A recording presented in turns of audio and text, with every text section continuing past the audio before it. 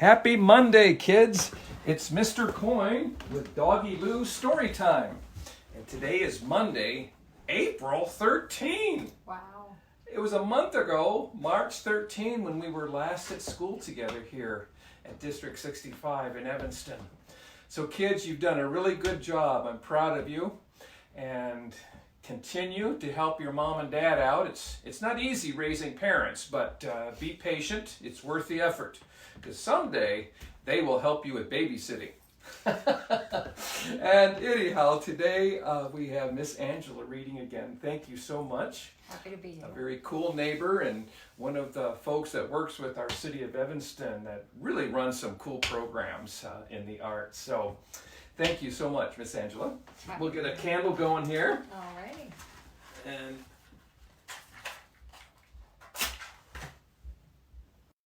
Some really fun poems that take animals as their subject. The name of the book is called Gorilla Chinchilla, and it's by Bert Kinchin, and the illustrations are exquisite. So, and before I start, you can look at each picture and try to guess which animals they are. "What's your game?" says the kinkajou to the parrot upside down. "Don't you know?" says the cockatoo. "I'm famous as a clown. So come on, let's play peekaboo before you climb back down." What do you think these are? "Oops-a-daisy," grunts the hog as the frog hops overhead. "That splashy, sprightly, springy frog makes me feel as heavy as lead. Who wants to chase him around the bog? I think I'll nap instead."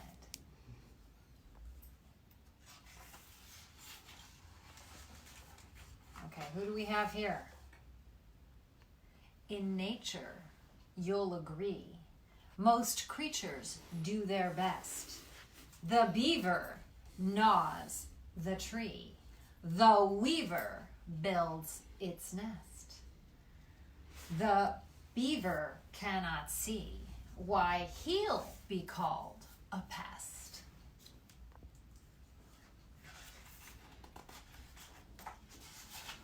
This is one of my favorites.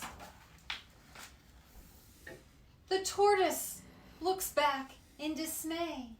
She feels her foothold shift. The stepping stone begins to sway. Her back foot starts to lift. And when the porpoise swims away, she's sure to come adrift. So tortoise and porpoise. They don't completely rhyme, but it's close enough. "Can you do this?" says Pelican, his large beak gaping wide. "Who needs to?" says the toucan as he turns round googly-eyed. "It only means that you can hold a lot more air inside." Do you think they're friends? I think they're frenemies. All right, who we got here? "Who's throwing that soil without any care?" "Aha, it's you, dear mole. Next time you dig, you should beware. I could get hurt," says the vole. Do you see how little tiny vole? Voles are like the smallest animals. "Make sure that I'm not standing there next time you dig your hole." So you have hole, mole, vole there. And one, you're going to love this one. Can you guess what they're called? It's curious how contrary some animals remain. For though the cassowary is clearly far from plain, the dull, proud dromedary still treats her with disdain. So we have the cassowary and the dromedary. All right. The grison stands erect. He can't believe his eyes. What's caused this shock effect? This paralyzed surprise? The bison, we suspect, and its overwhelming size. A grayson and a bison. Have you ever seen a grayson or a bison? Here we go. The salamander gulps in fear as Xander seeks its prey. It isn't safe to enter here till Xander, that fish is called a Xander, swims away. Best wait until the coast is clear or bathe another day. I don't know if you can see. These are like exquisite illustrations, very detailed. They take a lot of time to make them, and they're really, really good studies of animals. One day the hippopotamus, while trudging so wearily, looked down to see just what it was moving more easily. He spotted the duck-billed platypus swimming by effortlessly. So you have the hippopotamus and the duck-billed platypus. Whoa there, thinks the beagle. I'd better turn around. If I play fetch with that eagle, he'll fetch me right off the ground. He looks mighty fierce and regal, while I'm a mere pup of a hound. So there you have your beagle and your eagle. The iguana sits on a stone. The jacana stalks nearby. Each thinks he's all alone beneath a peaceful blue clear sky. But soon there'll be a different tone when bird meets lizard's eye. I don't know, who do you think would win that conversation? The iguana or the jacana? What's up there in the sky? Please tell me, old friend seal. No matter how I try, I can't see it, says the teal. If something's caught your eye, I wonder if it's real. So you have a seal and a teal. A teal is a kind of a duck. Up, the chipmunk pops up for fresh air. He sniffs foul air instead. His whiskers twitch, his nostrils flare. The smell cannot be misread. For skunk is there outside the lair with the odor we all dread. And that's probably the signature beast of our own town. I see so many of them. Either that or rabbits. So you got your chipmunk and your skunk. And here, the book is named after this poem. The sight of a gorilla fills most men with alarm.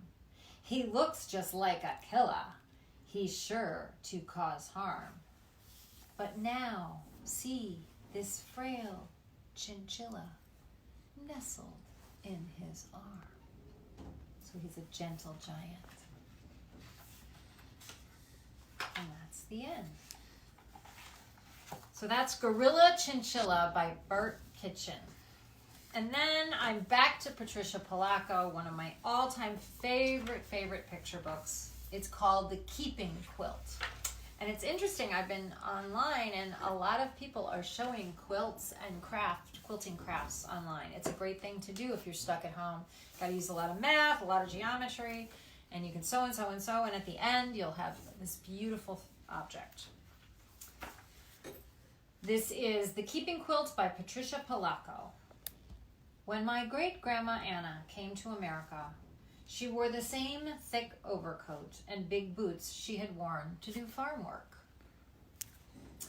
But her family wasn't a dirt farmer anymore. In New York City, her father's work was hauling things on a wagon, and the rest of the family made artificial flowers all day. Everyone was in a hurry, and it was so crowded, not like back home Russia. But all the same, it was their home, and most of their neighbors were just like them.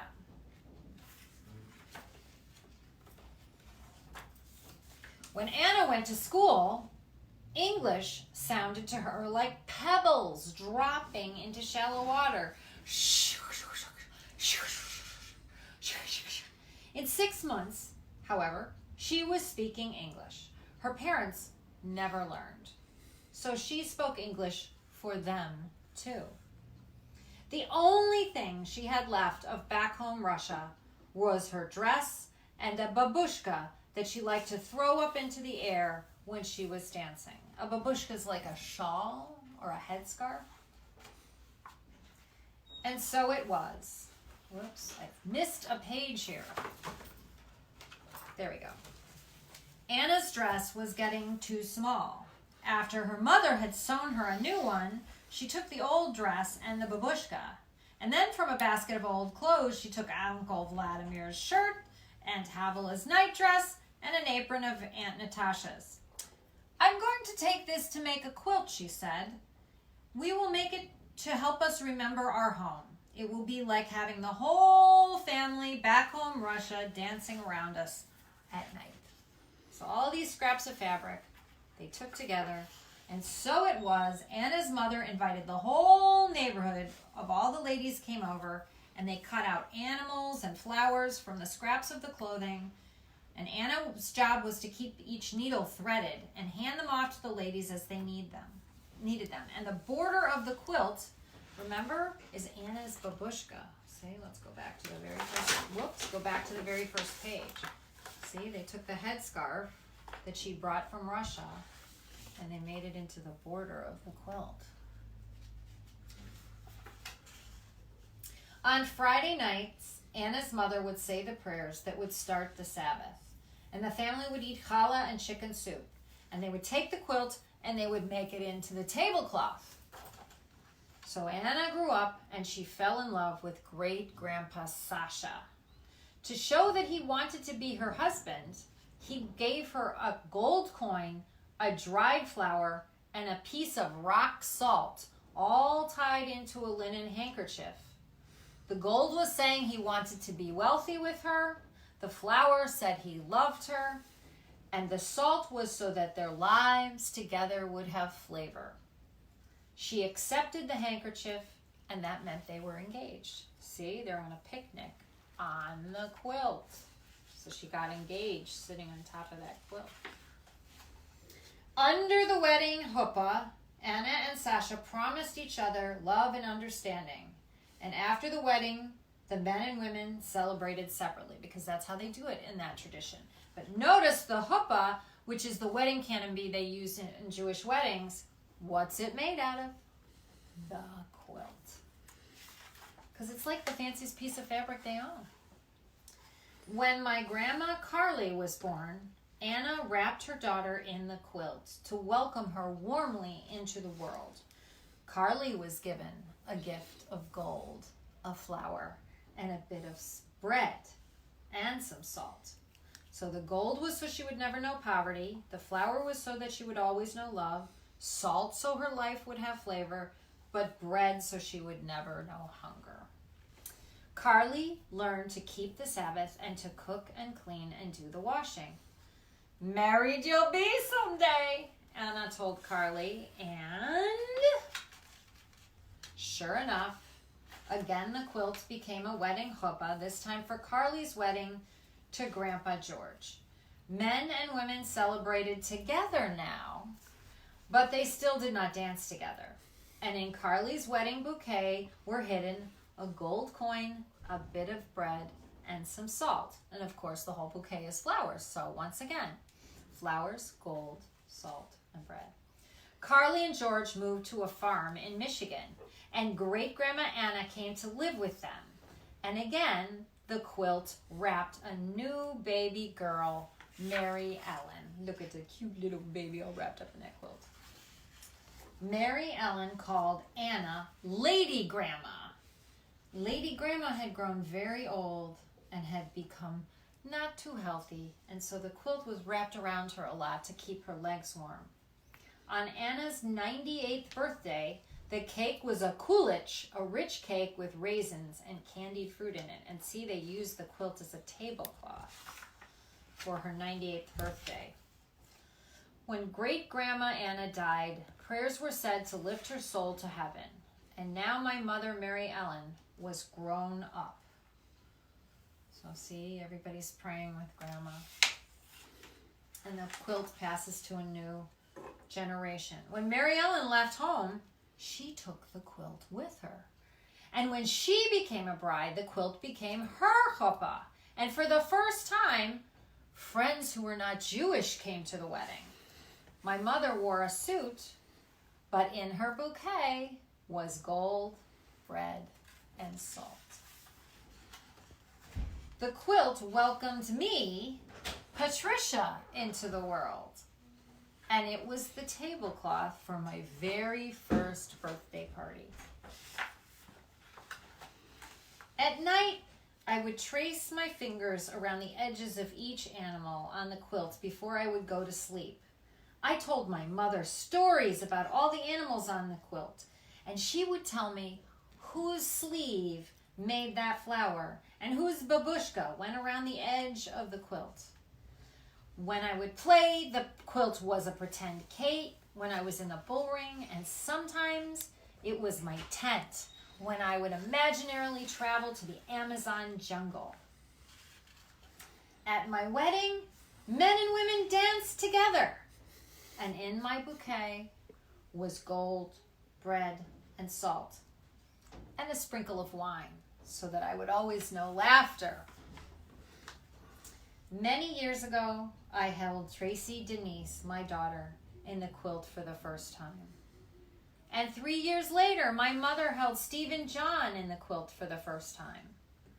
We were all so proud of Tracy's little brother. Just like their mother, grandmother, and great-grandmother before them, they too would use the quilt to celebrate birthdays, make superhero capes.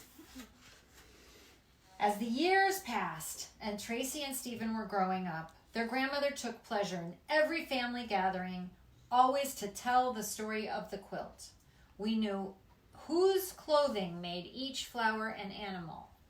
And my mother was lucky enough to show the wonder of this quilt to my brother's grandchildren, which were her great-grandchildren. So this quilt had gone almost 100 years and through, I think, 5 generations, if I count it right. When my mother died, prayers were said to lift her soul to heaven, and Tracy and Stephen were now all grown up and getting ready to start their own lives. And now I wait for the day when I will be a grandmother, and the day that I will tell the story of the keeping quilt to my grandbabies. So one object passing to each family member. Is there anything you have in your house that belonged to your grandparents? Ask your parents, look around, and ask them to tell you the story of the object, because more than the object, it's the story that comes with it that's special.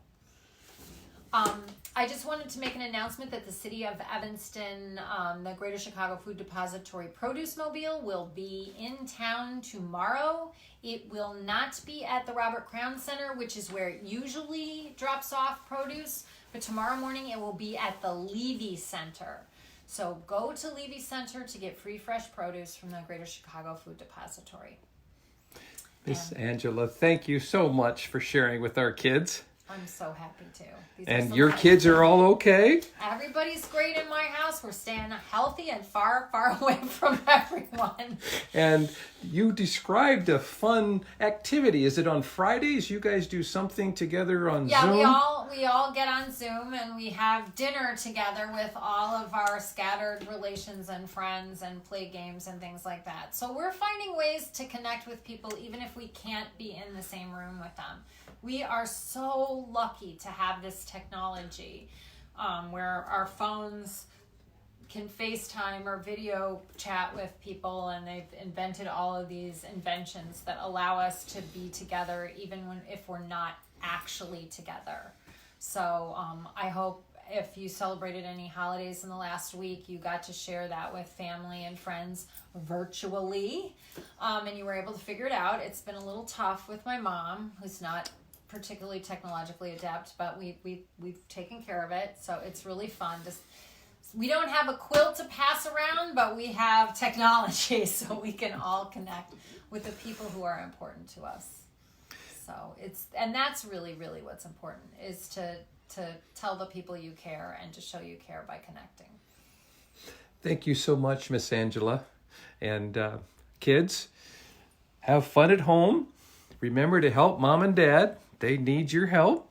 And tomorrow we start learning again because our spring break ends tonight. Okay. And so for District 65 kids, we get to go back to virtual learning.